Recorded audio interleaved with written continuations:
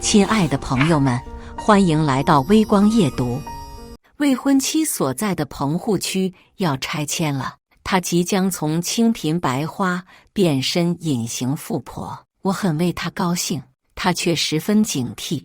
你高兴什么？跟你有什么关系？这是我婚前财产。再说了，张四追我你知道吧？他家拆迁补偿至少5套房，彩礼你要是拿不出100万，就别想娶我。我愣了，这片棚户区就是我爸开发的呀。我爸说，别让小姑娘没底气，拆他们家这片吧，就当给她的彩礼了。接下来开始我们本期故事，记得点击订阅并开启小铃铛。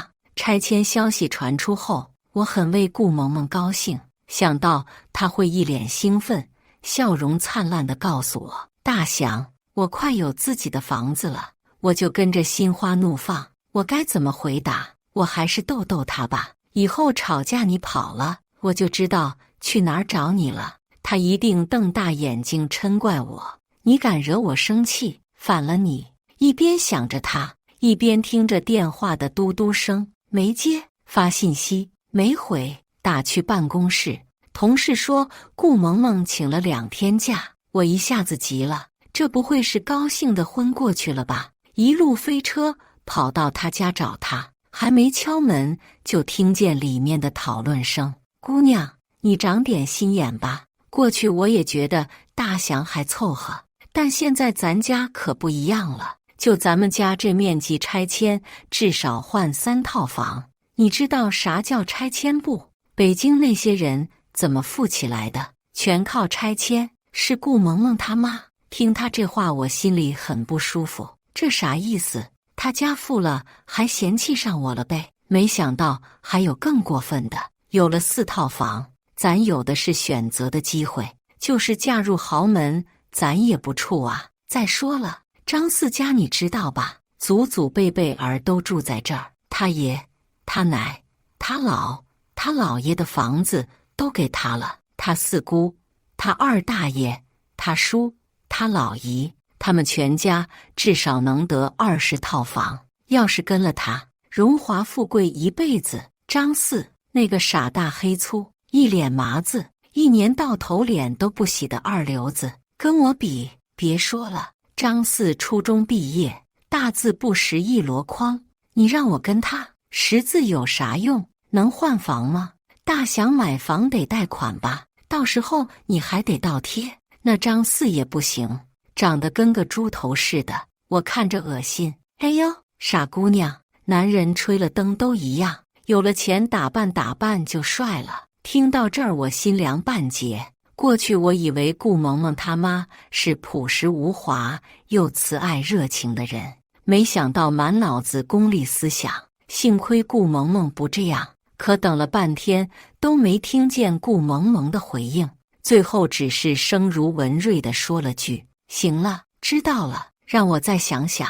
想什么呢？还有什么需要想的？我搞不懂，心口堵得很，得深呼吸才能喘得上气。正在这时，顾萌萌推门出来了，见到我也是一愣，随即皱眉，你什么时候来的？听见什么了？我仔细观察她的表情，烦躁、不耐，还带着点微微的嫌弃。我心里很不舒服，你不上班，也不回我信息，我很担心你。来看一看，最近家里事儿多，这不是要拆迁了吗？这片人心惶惶的。说起拆迁，我想起最初的期待，有点小高兴，笑着问，这回要成小富婆了，开心了吧？没想到他没回答，反倒斜睨我一眼，你开心吗？我一愣，当然开心，我挺为你高兴的。没想到他满脸警惕，你高兴什么？跟你有什么关系？就是咱俩结婚，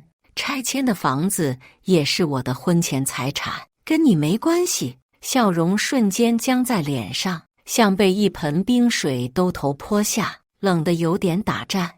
你觉得我会惦记你的房子？他这才反应过来，说错了话，我不是这个意思。有点慌乱地向我走近一步，我一扭身，避开他伸过来的手，转头走了。其实我跟顾萌萌认识5年了，我自以为了解他，当年入职培训时第一次见到他，挺漂亮的一张素脸，穿得很简朴。当时很多男人偷瞄他，但很快他带着乡土口音的英语自我介绍，引得在场员工哄堂大笑。我刚撇开嘴角，就从侧面看到他眼中隐隐的泪花，马上就要溢出的笑，当时就憋住了。第二次见面，我们被分到一个组，挺有缘分，相视一笑。他背着一个土里土气的包，上面却有一个香奈儿的 logo。办公室女员工白眼翻上天，撇着嘴窃窃私语。我特别烦这种办公室的攀比风气，都挣一样的工资，谁瞧不起谁呀？家里条件好那也是投胎的功劳，算不得自己的本事。那段时间，我干脆拎个塑料袋上下班，无声力挺他，因为我那戎马半生，转业后白手起家的老爹一直教育我，人生而平等，不能以貌取人，更不以贫富论英雄。因此，即使我是他儿子，是全城首富万辉集团唯一的继承人，我也得打磨性格，先苦后甜。所以老爸把我安排到跟自家有合作的公司，还叮嘱人家狠狠操练我。那时我住着半地下的小房子，骑共享单车上下班儿，连老妈叫我回家改善一下伙食，她都不让，因为过得苦，总跟顾萌萌搭办团购，研究省钱攻略，成了各种买一送一的搭子。熟了后我发现她性格挺好，很会照顾人，也没什么脾气，相处起来很舒服。明确关系后，老爹把他祖宗3代查了个底调，摇头叹气，这姑娘当我儿媳妇确实不太合适。我马上拿出他的不要以貌取人，不以贫富论英雄的论调反驳。他沉默片刻说，先处着吧，只要姑娘好，家庭倒不重要。处了5年，顾萌萌总暗示我买房结婚的事，我知道她是没有安全感。我答应去她家见她父母时，她特别高兴，给我打了无数预防针。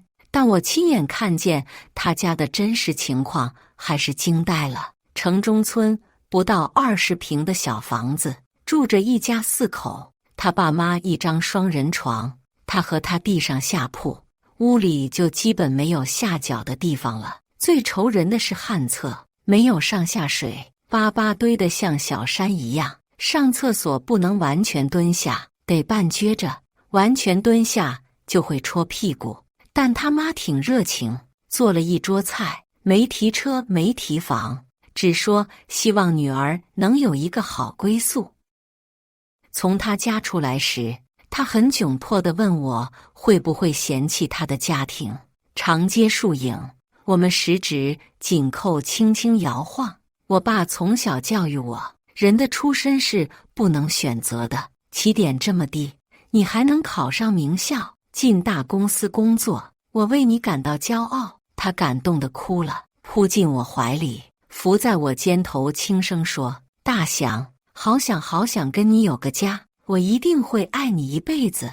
也是那一刻，我决定娶她。跟老头汇报的时候，老头想了想，大手一挥，当时就把跟政府联合的棚户区改造项目敲定了，选址就在他家所在的城中村。这片地肯定亏本，但我儿媳妇在那，以后就是自家亲戚，补偿的时候倾斜一下，多给他几套房，让他有底气。你小子以后要是欺负人家，他也有个去处。我挺感动，老爸真好。因为合作密切，所以万辉集团启动棚改的事儿很快在我们公司内部传开了。万万没想到，这天大的好事反而成了我和顾萌萌的考验。第2天上班，顾萌萌穿了条迪奥的连衣裙，在茶水间晃来晃去，引得整层楼议论纷纷。个别知道我们关系的同事来调侃我，哥们，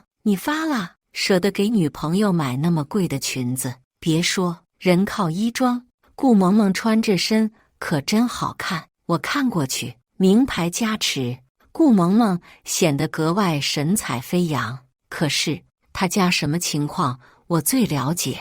3万多的裙子，哪来的钱？等她过来，我得好好问问她。冷战了一晚上，按以往她早就会来哄我，谁知一上午都没动静。离老远，我看她频繁低头看手机，不知道是跟谁聊天呢。我虽然很生她的气，但毕竟5年感情，不由得心里有点担心。中午午休，我故意晃到她身边，她瞥了我一眼，半晌说了一句：“还生气呢？”我憋坏了，直接问她裙子哪儿来的。她犹豫了一下，说：“我妈给我买的。”他妈恐怕连迪奥是什么都不知道。阿姨什么时候有那么多钱了？谁知我一句关心的话，倒把她惹毛了。她皱紧眉头，声音尖利：“你什么意思？我家穷，我就不配穿名牌的衣服了吗？等拆迁了，我想穿什么就穿什么。”让她吼得我有点懵了，反射性地说：“我以为你并不爱这些华而不实的东西。”谁知她沈笑一声：“哪个女人不爱呀？以前是没条件，现在不一样了。我要把以前亏欠自己的全都补上。”这完全不像我以前认识的她了。其实我也想过给她买奢侈品。有一年得了年终奖，我们手牵手逛街，路过 LV， 我看她盯着橱窗发呆，我抬腿就要进去给她买，她死死地拉着我，最后搂着我的腰，头枕在我胸前，扬起小脸，很郑重地说：“不要，我不喜欢这些华而不实的东西，留着钱，我们过日子不好吗？”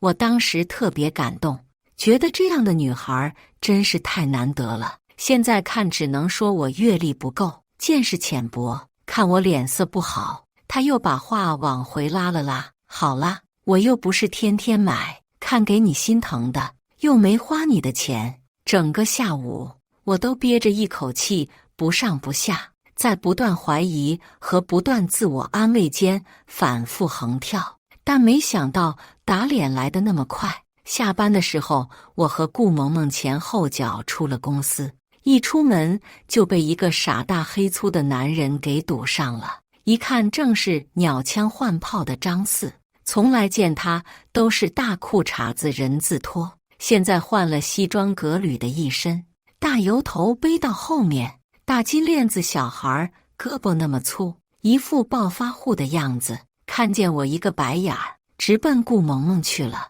他眼睛直勾勾地盯着顾萌萌：“萌萌，你穿这条裙子真好看，哥眼光不错吧？”我当时就愣了，什么意思？裙子你买的？他很不屑地看着我：“不是我买的，难道是你买的？你小子一个月才挣几个子儿？”说完看向顾萌萌，一脸馋相：“嘿嘿，我没让阿姨告诉你，想给你一个惊喜。”我看顾萌萌惊讶的表情，看来事先确实不知道。我一把拉过她的手：“惊喜？惊吓还差不多。萌萌，现在就去商场换一条裙子，这条破裙子还她。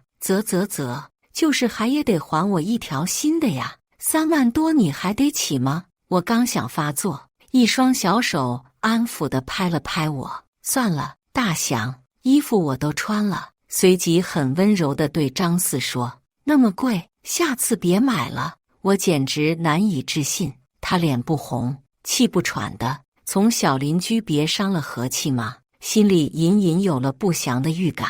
果然，顾萌萌挣开我的手，朝张四走了过去：“今天隔壁孟奶奶说请大家吃顿饭，以后都住楼房了，邻里关系就没现在这么密切了。趁现在要多多聚聚。”说完竟跟着张四头也不回地走了，留我原地叉腰，气得直喘粗气。正在这时，老妈来了电话：“儿子，你爸说周日有空，带你女朋友回家吃饭吧，正好商量下你们的婚事。”婚事恐怕要黄了。虽然心里有了不好猜想，但我还是不愿相信处了5年的女朋友会变得这么快。我在心里帮他找了很多理由，受父母的影响，压力太大，一时被金钱蒙蔽，也许过几天就好了。一连几天，我都期待着能有转机，谁知顾萌萌越发对我爱答不理，电话不接，信息过了半天才回，一下班就推说有事完消失，我连他的人影都抓不着。正当我为这事儿心烦意乱的时候，发小波子给我发了个信息：哥们，有句话不知当讲不当讲。我烦死了，直接回了他：快放！就是你那个小白花，现在正和一个5大3粗的老爷们儿在我朋友的咖啡厅里卿卿我我。我一听这话，立马炸了，带着多日积攒的怨气。地址。波子有点幸灾乐祸地回了条语音：放心，全程给你录像，看这回能不能治好你的恋爱脑。我一路飞车过去，一进门看到顾萌萌对面坐的正是张四，打扮得人模狗样，一脸猥琐。坐在对面的顾萌萌一反常态，很温柔，甚至脸上还带着几分笑容。俩人正在那想过去看今朝，此起彼伏呢，一只手还牵着摇晃，好一副牛粪配烂花的戏码。我怒不可遏地走过去，一把抓起张四的手腕，把他提离了椅子。顾萌萌反应飞快，紧紧抓住我的手，眼里没有一丝紧张和愧疚。你干什么？快放开！你天天有事儿，就是来陪他。谁跟我说过张四就像一坨屎，甩不掉，烦死了。从小看他就想吐。顾萌萌看我神情激动，急得来掰我的手指。我俩那是青梅竹马，开玩笑呢。快放开，他家要拆迁了，你把他打坏了可赔不起。我状似难以置信地看着他，其实心里一片平静。来的路上，波子给我发的视频里，我已经把这女人的嘴脸看透了。四哥，你能把房子写我的名，我就答应你跟男朋友分手。你知道的，我还有个弟弟。我妈说了，拆迁的房子不可能给我。原来5年感情，曾经山盟海誓，还抵不上几套房子，心凉透了。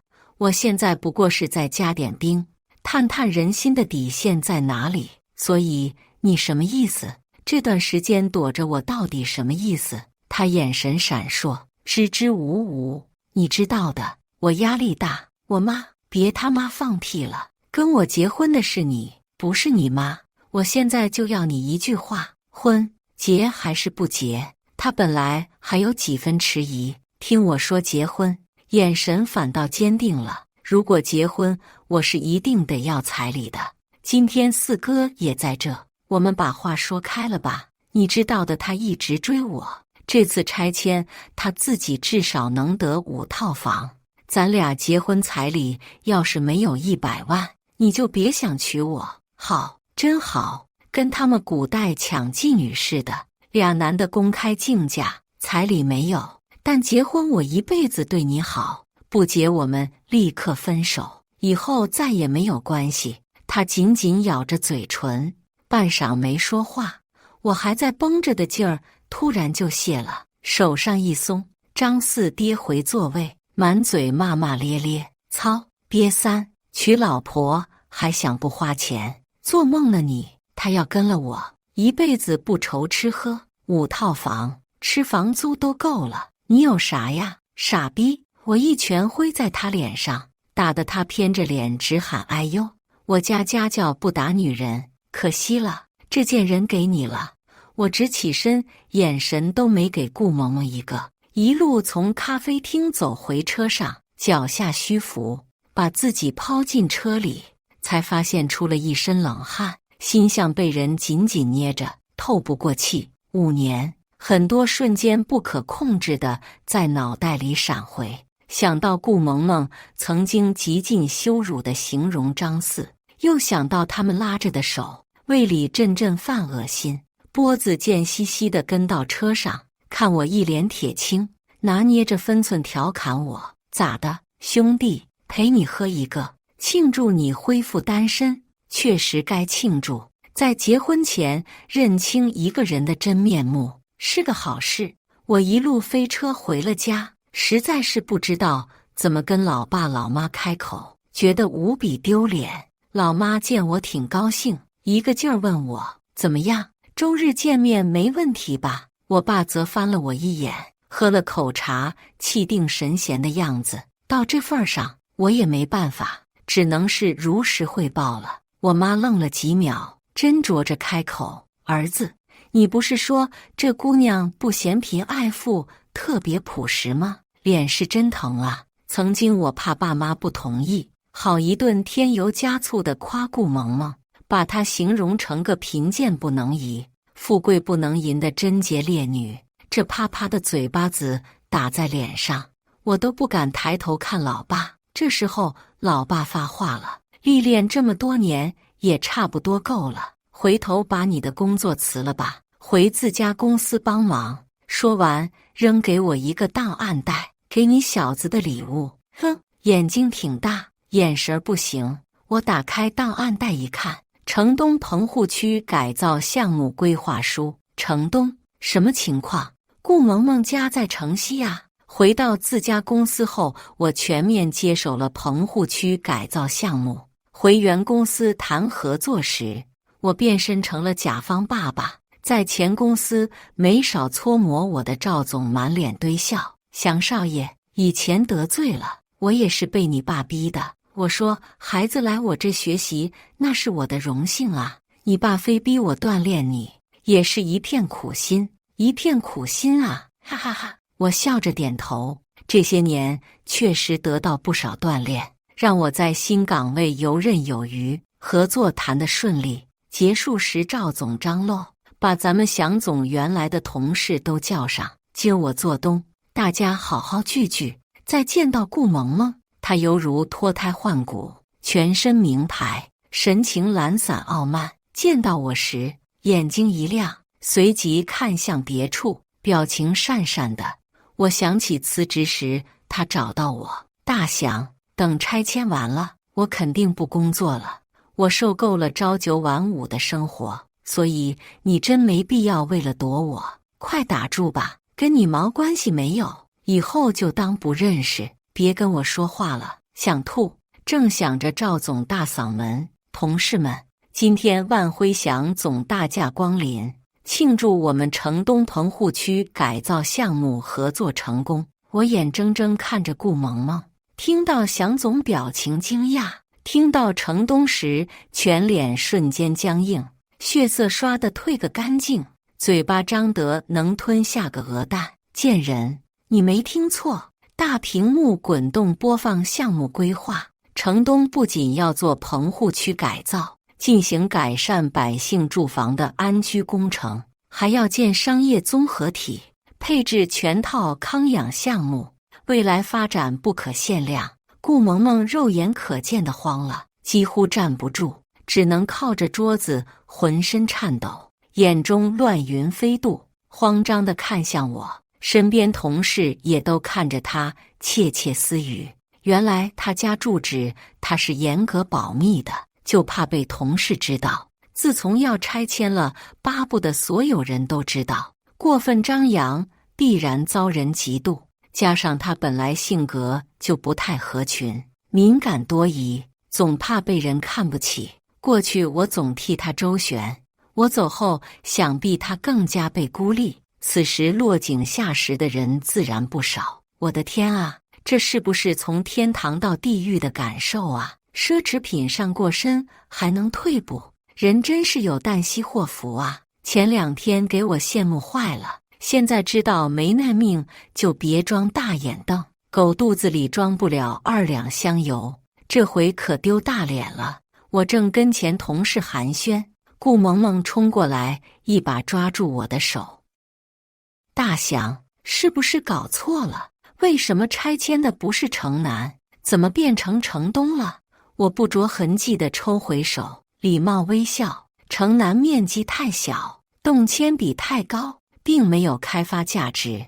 万辉不是慈善机构，也是要赚钱的。”同事们都看好戏似的看着他，全身 Prada 的套装，都难掩满脸苍白。拆迁的事儿黄了，摇身一变的梦碎了。他愣了片刻，又急急来抓我的手。赵总看不过去了，干什么呢？拉拉扯扯的。顾萌萌，你不想干了？我暴毙退到一边，看赵总把顾萌萌一顿臭批，看他目光呆滞，脸色青黑交替，实在精彩。批够了顾萌萌，赵总大手一挥：“行了，你别去吃饭了，你值班。”我和前同事们受赵总接待，宾主尽欢。要走的时候，赵总很热情地送我，还不忘跟我吐槽：“这顾萌萌最近不知道怎么了，好像特么不想干了似的。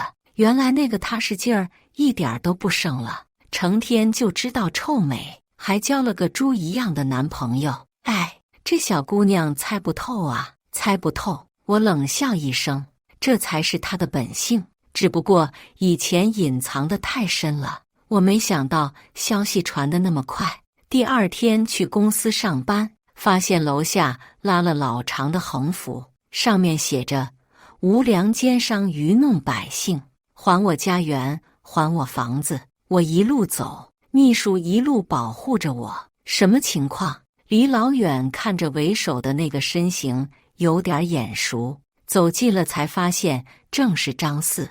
大裤衩子人字拖，光着膀子，上面写着大大的一个冤字。秘书无奈摇头：“不讲理的，这不是没动迁他们那篇吗？说我们骗人，真搞笑。没看见规划书就敢报复性消费。据说这人在外面借了70多万，不到1个月，吃喝玩乐全花光了，以为房子能动迁以后自己就是富翁了，早晚能还上。没想到现在房子飞了，卖血都还不上。高利贷上他家又要卸大腿，又要嘎腰子的，所以就跑咱们公司来闹，有病！我马上报警，把他撵走。张四脑子不行，眼神儿还挺好，老远看见了我，几步就窜到我面前，扑通一下就跪下了，自己扇自己嘴巴子，扇得啪啪直响。我错了，我真错了。听说你现在说话好使，我把顾萌萌还你，求你别把我们老百姓往绝路上逼呀！我懒得给他一个眼神，转身对秘书说：“催催，警察怎么还不来？晚上下班，我回我原来住的地下室。这几天都在搬家，白天太忙，所以只能一点点折腾。”却没想到顾萌萌在我家门口堵着我，看见我也是声泪俱下，大响：“对不起，对不起，我鬼迷心窍了，老公，我不要彩礼了，我们结婚好不好？”一个两个的脑子都这么不好使，我简直无语了。请你马上出去，不然我告你私闯民宅。怎么叫私闯？这难道不是我的家吗？再说我们是有实实在在的关系的，你说过要跟我结婚的，是我一时糊涂。但是现在我回来了，我知道你还爱我，我简直无语了。大姐，以为你是谁呀？她泪流满面。你是不是嫌我脏？我跟张四没发生过关系，他长那么丑，我实在下不去口。我还跟原来一样干净，我是你的老公。说完，他朝我扑了过来，我赶紧闪身避过，指着墙上的摄像头：“都拍下来了，你想讹我？门儿都没有。”接着我拿出手机，拨出了110。他难以置信地看着我：“5年的感情，你一点都不怀念吗？”我冷笑：“怀念，虽然我是男人，但5年青春喂了狗，也是挺后悔的。事业进展的还算顺利，除了张四和顾萌萌隔三差五的带头捣乱，但基本被警察解决了。老爸一高兴，赏我一辆幻影，还给我介绍了一个合作伙伴家的女儿。成家立业一样重要，你别抵触，家里不给你压力，就是想让你多接触接触女孩子，找个自己喜欢的。要是过去，我保证一推625，让我相亲门都没有。但经历过顾萌萌，我想法变了很多。人同患难容易，同富贵难。也许处在同一阶层，谁也不图谁，反而能够长久。跟老爸说的女孩一见面，我们都笑了。赵一玲，我高中时针锋相对的死对头，她打辩论，我带头喝倒彩；我打篮球，她组织全年级女生给对方加油。毕业时我跟她叫板，有种别跑。上大学再一决高下，没想到拿了同一所大学的录取通知书，她却出国了，没给我机会，害我沮丧了好一阵子。再见到她，我真的特别高兴，说出了藏在心里很久的话。其实高中那会儿我挺喜欢你的，但青春期男生不懂爱情，所以抱歉哈，总是跟你作对。他也俏生生地看着我，那还不好好补偿我？我乐意之至。我们一路吃饭逛街，聊了好多往事。从跟顾萌萌的糟心事后，我好久没这么放松了。但没想到就是这样巧，在奢侈品店里看到了顾萌萌和张四，俩人拿着满满的2个购物袋和店员对峙。怎么不能退？凭什么不能退？裙子我才穿一次。店员满脸鄙夷，没有质量问题，我们概不退货，而且你吊牌都摘了，无法2次出售，您可以送到二手回收店，也能卖点钱。萌萌和赵四气急败坏，以为我们没去吗？2万多的裙子才能卖2000，这2兜子我们得赔20来万。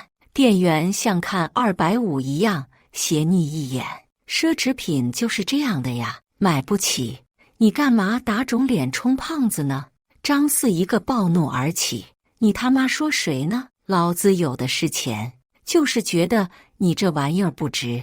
顾萌萌面子挂不住了，拉了张四一把，要不算了吧。谁知道张四回手就是一巴掌，重重扇在顾萌萌脸上。算你妈，特么你这个贱人，要不是为了你，我买这些玩意儿干屁？我告诉你，这些裙子给你了，这部分债务你还。顾萌萌被打懵了，缓了几秒才吼道：凭什么让我还？这是你自愿送给我的，咱们邻里邻居都能作证，钱不是我借的，我1分钱都不欠。说着把手里的2个购物袋砸在了张四的身上。还你！顾萌萌扭头要走，却被张四一把薅着头发拽到了地上。臭婊子，拿了我的东西就不认账了？你没欠钱，你妈可没少欠，用你名借了高利贷，要送你弟出国留学。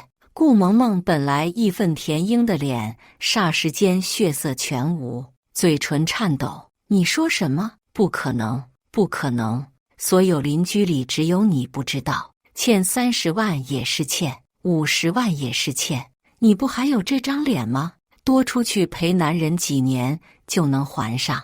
顾萌萌气得浑身发抖，几近晕厥。就在这时，试衣间里的赵一玲叫我：大祥，我选好了，给你个机会刷卡。他这声大祥好像往冰壶里扔了个2踢脚。顾萌萌肉眼可见的复苏了，她看向我，眼神瞬间亮了。我深感大事不妙，赶紧转身快走2步去刷卡，还没走到，腰身就被紧紧抱住了。大祥，别走，别走，求你了，你帮帮我。自从顾萌萌在我面前宽衣解带，我就加强了安保，让她不能近身。她碰壁几次，最近都不来烦我了，这才消停几天，居然又碰上。我深感晦气，刚想发火，余光看见赵一玲快走几步，一把把她扯开。小姐，你谁呀？旁边的店员赶紧过来。赵小姐，她是来退衣服的。顾萌萌愤愤地上下打量着赵一玲，然后扯了我一把，声音很低：大祥，你傍上大款了，看样子挺有钱的。我打心眼里反感，谁知他又说了一句震碎我3观的话：给你做小，我不跟他争，我忍无可忍。你还能要点脸吗？他凄惨地冷笑了一声：我命都可能快没了，还要脸干嘛？这次没等我出手，商场保安一窝蜂涌上来，商场经理也带着高层气喘吁吁地跑向我，站成一排90，鞠躬道歉：“太对不起了，祥少爷，让您受惊了。下次您来打个电话，我们清场等您，保证给你最佳的购物体验。”顾萌萌被保安拖走，声音渐行渐远：“大祥，大祥，你是不是有事瞒着我？他们为什么叫你少爷？”好心情荡然无存，我很抱歉地送赵一玲回家，她似乎也在考虑什么，半晌才迟疑地开口：“我常常想，如果当初我没出国，我们会怎么样？这问题我也想过。上大学的前2年一直在想，也许我会告白吧，也不一定。你要不走，我指不定要多久才会明白。我不是烦你才跟你作对，我只是想你多注意我。既然你后来明白了，那我在班级群发的照片你怎么不回？”“我回个屁呀！你身边站个挺帅的白人老外。”说起这事我就来气。一群女生起哄，问赵一玲在国外有没有认识帅哥。我当时紧张的心都提到嗓子眼了，结果他啪地发过来一张合照，当时气得我把群屏蔽了。呵呵呵，我转头看罪魁祸首，现在笑得挺开心。我故意的，我以为你会出来对我，正好就能聊几句，结果你无动于衷，可把我憋坏了。我听这话心里一亮，像开了条小缝，有一点点光在远方等我追寻。所以虽然迟了10年，但还不晚吧。我和赵一玲正式在一起，家人朋友都很高兴，我也跟他开诚布公地聊了顾萌萌的事。他拍着胸脯说：“好险，我的大傻祥差点被骗走了。”接着他又迟疑着，我总感觉这事儿没完，他应该不会这么轻易放过你。没想到被他说中了。一天正在开会，我手机频繁震动，是公司法务给我发的链接。打开一看，鼻子差点气歪了。页面上一条帖子：“万辉公子始乱终弃，欺骗感情渣男实锤。”数张我和顾萌萌的吻照和他写的长篇作文，说我故意隐瞒身份，欺骗他长达5年，谈婚论嫁临时反悔，设计陷害他欠下巨额债务。好在万辉的法务不是吃素的，专门有网上舆情监测系统，他这篇小作文传播并不广。我赶紧跟法务对接，法务建议最好私下解决，以免影响公司声誉。我答应了。又见顾萌萌，我真的感觉很疲惫。她频繁刷新我的底线，让我频繁质疑自己的眼光。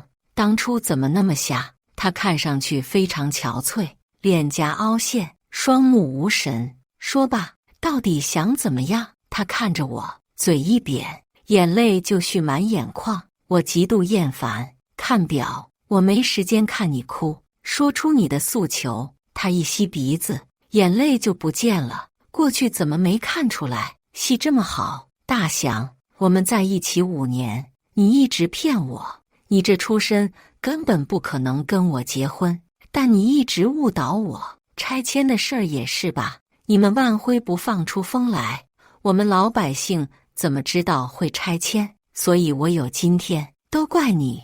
我看着他陌生的脸，忽然想到前2天跟老爸的对话。老爸，有点好奇哈，你是不是根本没想开发城南？彩礼那些话都是假的吧？老爸放下报纸，你觉得我使诈逼你分手？那倒没有，毕竟是顾萌萌扎了我，我就是好奇哈，他如果经受住考验了呢？当时老爸从抽屉里拿出另一份合同，只不过没签字，但看得出规划很详细。拆迁城南虽然不挣钱，但能挣吆喝，我也不亏。何况有什么比我万辉以后的女主人更有价值？不仅拆迁，要真是个好姑娘，我还会给她万辉1%的股份做彩礼。只是这彩礼这回要给赵家喽。不过我也不亏，老赵说了，回同等价值股份当嫁妆。哈哈哈，呵，真是老狐狸。可能我的笑声激怒了顾萌萌，她突然变得很激动。李少祥，你在嘲笑我吗？你敢说你没骗我？我从来没想过骗他。那个周末，就差2天的那个周末，他如果跟我回家，自然就会知道我的身份。只不过我现在也懒得废话，想要什么直说吧。500万，我5年青春，只要你500万，不多吧？我点点头，是不多。万辉大少爷的5年才值500万，多吗？我掏出手机给公司法务打了个电话，周萌萌跟我勒索500万分手费，能判几年？赵萌萌看着我，肉眼可见的呆了。我起身就走，后续由法务全权接手。想回我声誉，那也是不可能的。毕竟当初波子的那段录像也确实劲爆。闹过这一出，顾萌萌彻底消停了。据说也是被债主烦得分身乏术。半年后，我跟赵依玲订婚了。波子西装领带盛装出席，间隙时不忘八卦本性，欠欠的贴过来：“兄弟，有件事不知当讲不当讲，赶紧放。”张四进去了，诈骗判了10年，据说是故意的，不进去估计命都保不住。丫还挺聪明。还有顾萌萌下海了，生意不错，就是挺累，被他妈逼得连轴转的干活。看他这张八卦的脸，我真想给他一个逼兜，但想想他这八卦本性，也算给我立过功。把你贱的，以后别跟我提这俩人名，赶紧给我挡酒去。好嘞。花团锦簇，绿草如茵，我漂亮的未婚妻长裙拽的向我款步走来。物以往之不见，知来者之可追。我相信幸福属于我和我的他。感谢大家的观看，本期故事精彩吗？欢迎大家在下方评论区吐槽。如果你喜欢这类故事，记得点击订阅微光夜读，并分享给更多的人，这会对我帮助很大。再次感谢大家的观看。